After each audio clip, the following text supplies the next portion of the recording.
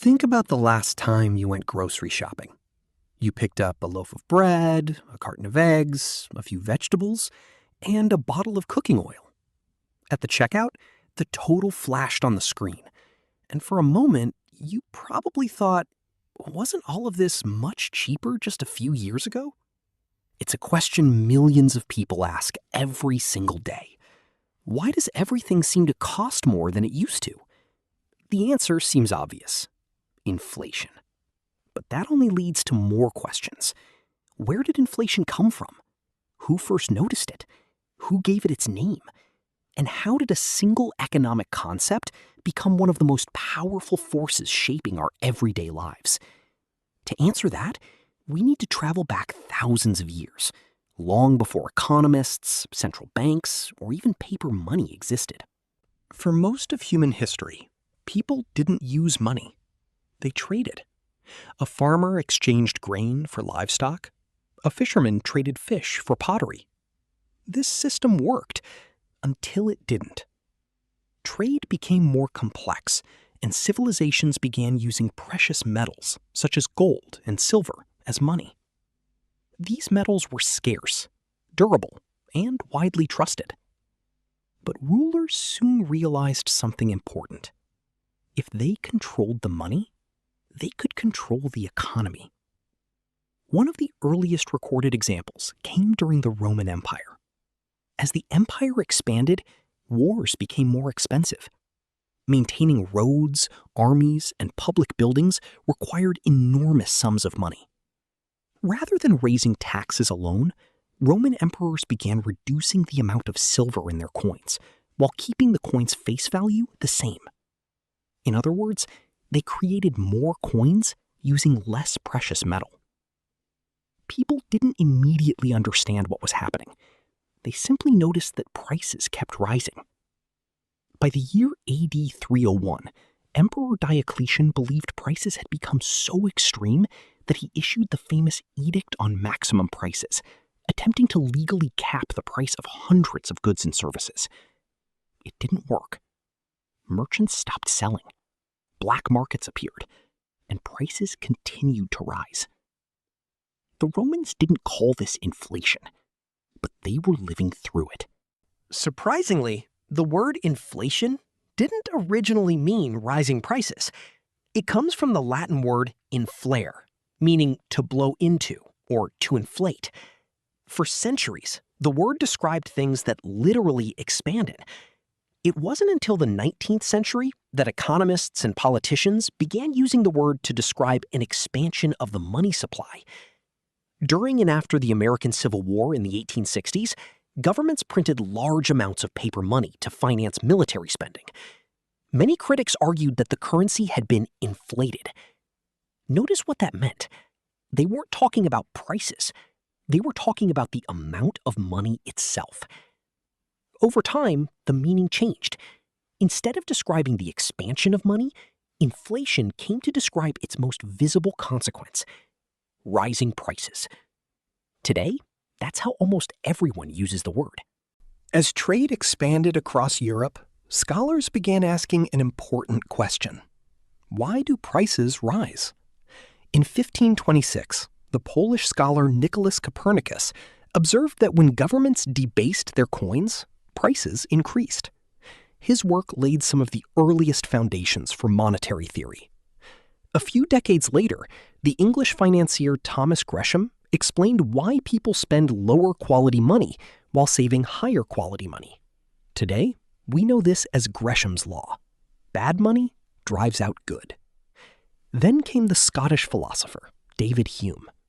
In 1752, Hume argued that increasing the amount of money in an economy eventually pushes prices higher. His ideas influenced generations of economists. Nearly 2 centuries later, British economist John Maynard Keynes argued that inflation wasn't only about money. Demand mattered, employment mattered, government policy mattered. Then, in 1963, American economist Milton Friedman famously declared, "Inflation is always and everywhere a monetary phenomenon." His statement shaped economic policy for decades. Today, economists recognize that inflation can have multiple causes. Money supply is important, but so are supply chains, energy prices, consumer demand, expectations, and global events.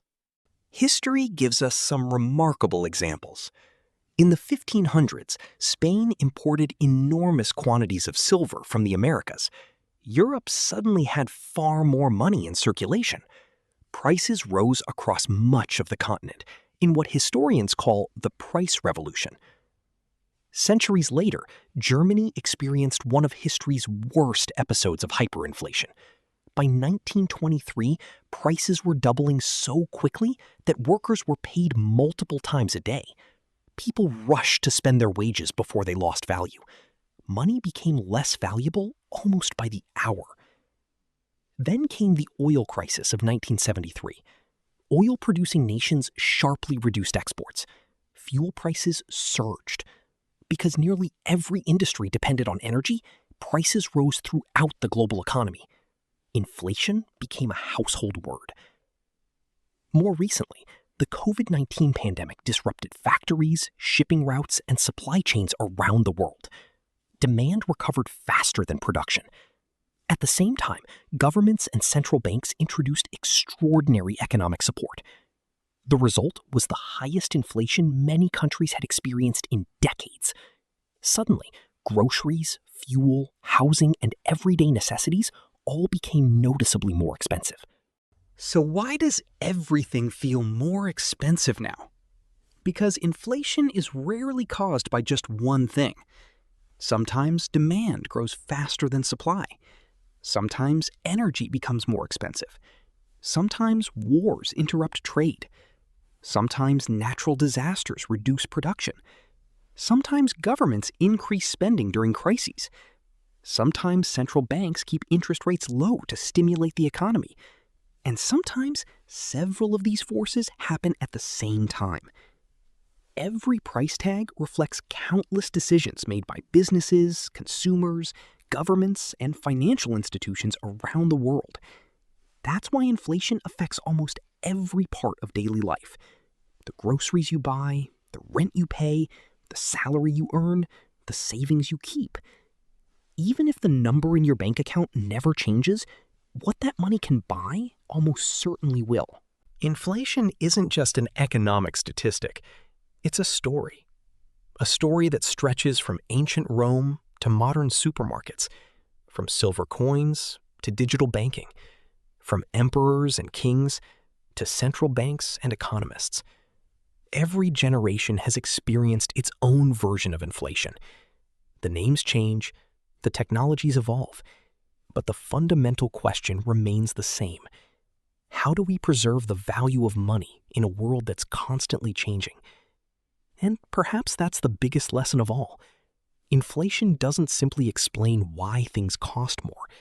It reveals how economies work, how societies make choices, and how history continues to shape the price of everything around us. If you found this documentary helpful, please leave a like. It helps more people discover videos like this. And if you want to understand the hidden economic forces shaping our everyday life, subscribe to The Economic Lens. Every week, we'll explore the stories behind the headlines, break down complex economic ideas, and explain why the world works the way it does. Thank you for watching, and I'll see you in the next episode.